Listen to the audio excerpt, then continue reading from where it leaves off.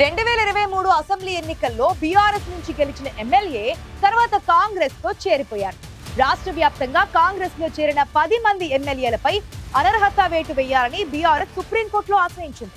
అనర్హత పిటిషన్లపై 3 నెలల్లో స్పీకర్ నిర్ణయం తీసుకోవాలని ధర్మాసనం ఆదేశాలు జారీ చేసింది. అత్యున్నత న్యాయస్థానం జోక్యంతో ఆ ఎమ్మెల్యేలకు నోటీసులు ఇచ్చారు అసెంబ్లీ స్పీకర్ గడ్డం ప్రసాద్. దీంతో ఉమ్మడి ఖమ్మం జిల్లాలోని ఆ ఎమ్మెల్యే రాజకీయ భవిష్యత్ ఎలా ఉండబోతుందనే చర్చ మొదలైంది.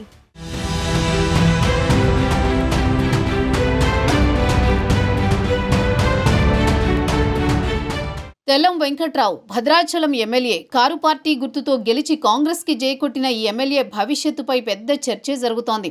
మంత్రి పొంగులేటి శ్రీనివాసరెడ్డి అనుచరుడిగా పేరున్న వెంకట్రావు 2014 నుంచి రాజకీయాల్లో కొనసాగుతున్నారు. ఒకసారి ఎంపీగా 2 సార్లు ఎమ్మెల్యే అభ్యర్థిగా పోటీ చేసి గత ఎన్నికల్లో భద్రాచలం నుంచి బీఆర్ఎస్ ఎమ్మెల్యేగా గెలిచారు.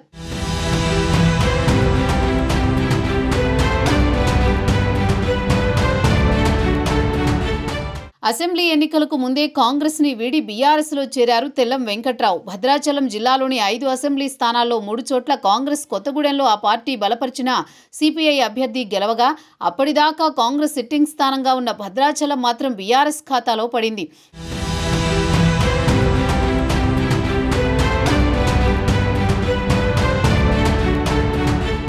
డీసీసీ అధ్యక్షుడి హోదాలో కాంగ్రెస్ నుంచి పోటీ చేసిన సిట్టింగ్ ఎమ్మెల్యే పొదెం వీరయ్యపై గెలిచి తెల్లం వెంకట్రావు సంచలనం సృష్టించారు. ఆఖరి నిమిషంలో పార్టీ మారి లాభపడ్డ రాజకీయ చాణక్యుడని అనిపించుకున్నారు. రాష్ట్రంలో ప్రభుత్వం మారడంతో 6 నెలల్లోనే బీఆర్ఎస్ నుంచి ఏకంగా 10 మంది ఎమ్మెల్యేలు కాంగ్రెస్ తీర్థం పుచ్చుకున్నారు. దీంతో పార్టీ మారిన ఎమ్మెల్యేలపై వేటు వేయాలంటూ ముందుగా అసెంబ్లీ స్పీకర్ని, ఆ తర్వాత హైకోర్టుని ఆశ్రయించింది బీఆర్ఎస్.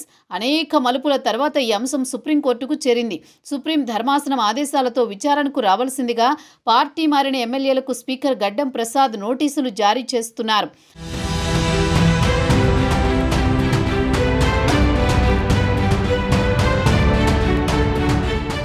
ఎన్నికల ఫలితాలు వెలువడినప్పటి నుంచే తెల్లం వెంకట్రావు కాంగ్రెస్ పార్టీలోకి వెళతారనే ప్రచారం జరిగింది.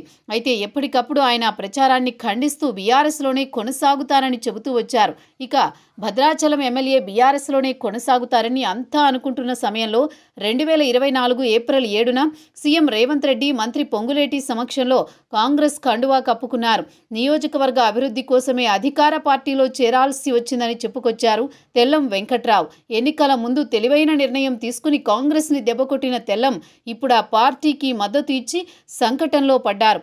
అనర్హత విచారణని వెంకట్రావు ఎలా ఎదుర్కొంటారో చూడాలి మరి.